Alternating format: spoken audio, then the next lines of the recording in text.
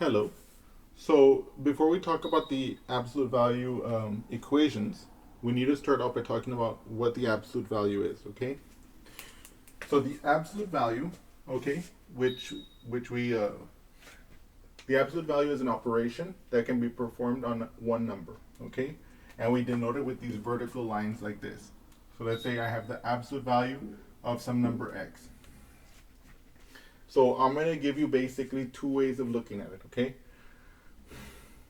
And we might talk about others as we go along, okay? One way of thinking about it is the distance of whatever the number x is,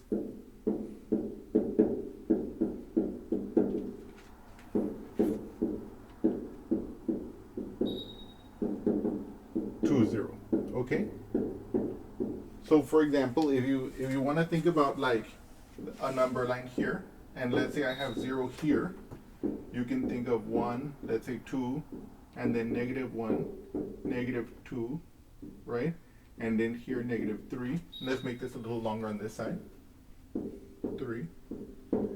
Now here I'm going to use a very primitive idea of distance, where distance is the number of, like, let's say humps from one number to another. So let's say here from 0 to 1, that's one hump. So we can imagine that the absolute value of 1 is 1. But similarly, I only take one hump to get from 0 to -1. So the absolute value of -1 would be 1 as well. How many humps do I need to go from 0 to 0? No humps at all. So the absolute value of 0 is just 0. And by the same kind of reasoning, the absolute value of, let's say, -3 is going to be 3, which will be the same as if I were taking the absolute value of 3, okay? Because if I count humps as my notion of distance, so 1, 2, 3, right? And also over here, if I go 1, 2, 3, okay? So in other words, one of the things I want you to already observe is that the absolute value of x is always positive, okay? So we can look at it in that sense as the distance of whatever the number x is to 0, and we can say here where distance is defined as the number of humps, okay? Distance.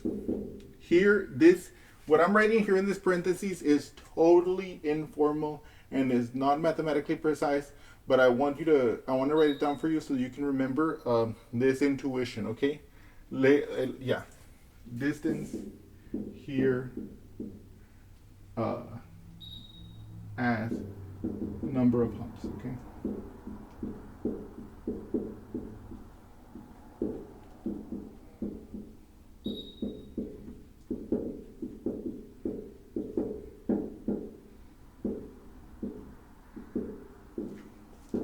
Okay, so this is totally informal. This is totally like not necessarily what I want you to learn.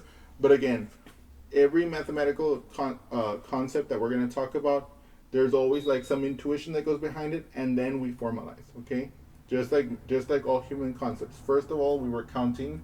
We maybe said, let's say we were merchants, and I have goats to sell, and someone has textiles, and I might tell them I want two goats because I'm like pointing out that's goat like whatever, and then that's goat whatever, right? And then eventually we developed the abstract notion of, instead of just counting on our hands, we could write down the number 2 that would represent the abstract idea of 2 items, and then so on and so forth. Okay, so this is just so in other words, what I want you to know is that this is just this isn't precise, but it's good to develop an intuition, okay? Now, I'm also going to tell you it could be written as, in a more formal way, I could define the absolute value of x as what is called a piecewise function, okay? But we're not going to talk about piecewise functions for a while, and I'm going to explain the symbols I'm about to use in a moment, okay? I'm going to draw it first, and then I'm going to explain it, okay? And then you'll see that it won't be that difficult to understand, okay?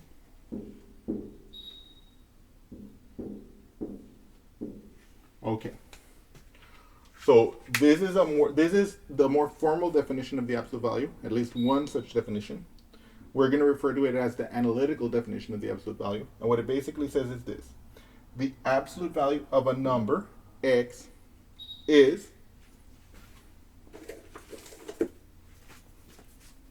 the absolute value of a number x is x if x is either positive or 0. In other words, if the number is already positive, the absolute value is the same. It doesn't change, okay? But the absolute value, oh my god, I made a mistake here. But if the number is negative, then the absolute value is the opposite of that number. In other words, we know that the opposite of a negative is a positive. So using this definition, let's say we were going to calculate the absolute value of -3, okay? Now we already know from this discussion that the absolute value of -3 is +3, okay? But how would we use this notation, okay, to describe it? So now we want to calculate the absolute value of -3. We ask, is -3 bigger than or equal to 0? It is not, right? -3 is less than 0. So we know that it goes into this case. The absolute value is less than 0, right? Because the -3 is less than 0. So what is the value of the absolute value? It's going to be negative of -3. Okay? So this is going to be the negative of -3 because we saw that the -3 was less than 0. You see? And then, but what is the negative of a negative? It's a positive. So it'll be +3. Okay? So that's the absolute value. Okay?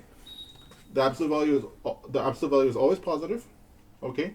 We can interpret it as the distance from 0 to the number on the real line.